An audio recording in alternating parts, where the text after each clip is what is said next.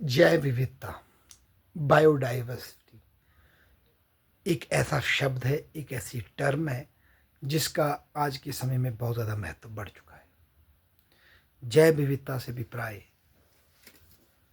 धरती पर पाए जाने वाले जीव जंतुओं और पेड़ पौधों की विविधता से है, जो कि हर एक जैव क्षेत्र के हिसाब से, बायोम के हिसाब से अलग अलग होते हैं, परंतु फिर भी वो हमें उस क्षेत्र की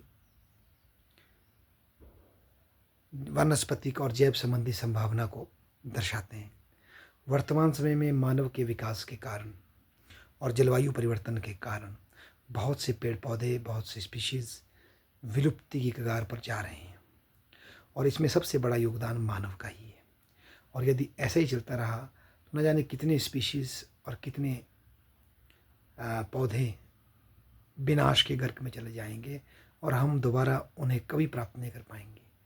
और कहीं ना कहीं उनके अस्तित्व के साथ जुड़ा है हमारा अपना अस्तित्व।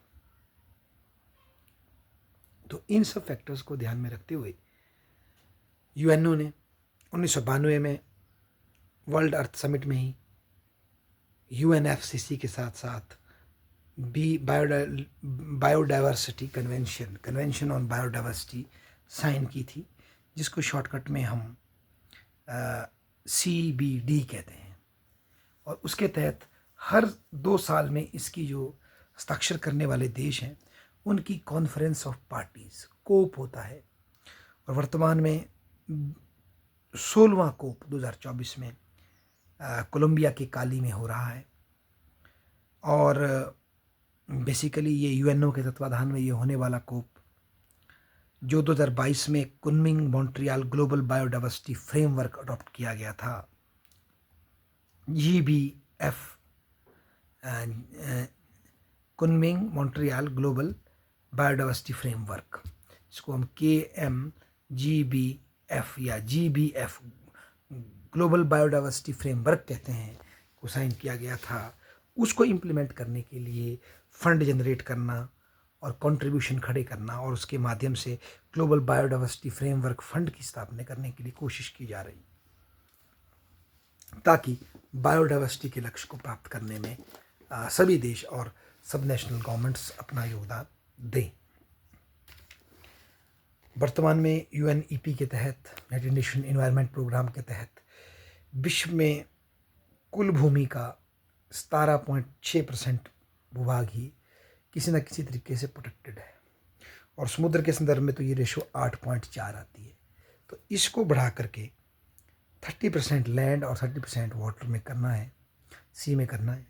और इसी को 30/30 गोल कहा जाता है।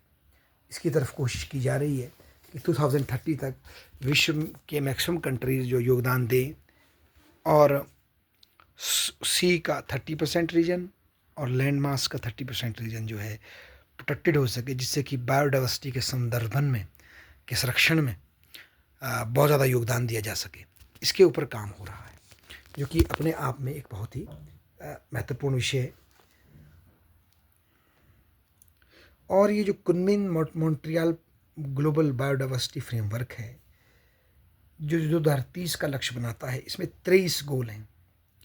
और जो भी हमारे दोस्त आज पर्यावरण के बारे में अध्ययन कर रहे हैं, पर्यावरण को जानना चाहते हैं, उनको इस फ्रेमवर्क का विशेष ख्याल रखना चाहिए। सबसे पहले तो आपको UN convention on bio diversity को पढ़ना चाहिए, 92 की संधि, और उसकी जो कोप हर 2 साल में होती है उसकी मीटिंग्स को देखना चाहिए। उसी के तहत अब सबसे महत्वपूर्ण हो चुका है 2022 का Kunming Montreal global biodiversity framework, उसका अध्ययन करना चाहिए। उसके 23 गोल क्या है, उसी के तहत 30/30 गोल क्या है, उसको देखना चाहिए। और किस तरह से अब बायोडाइवर्सिटी के प्रोटेक्शन का विश्व प्रयास कर रहा है और क्यों इसको कर रहा है, इस विषय पे एक बेसिक अंडरस्टैंडिंग बनाने का प्रयास करना चाहिए। धन्यवाद।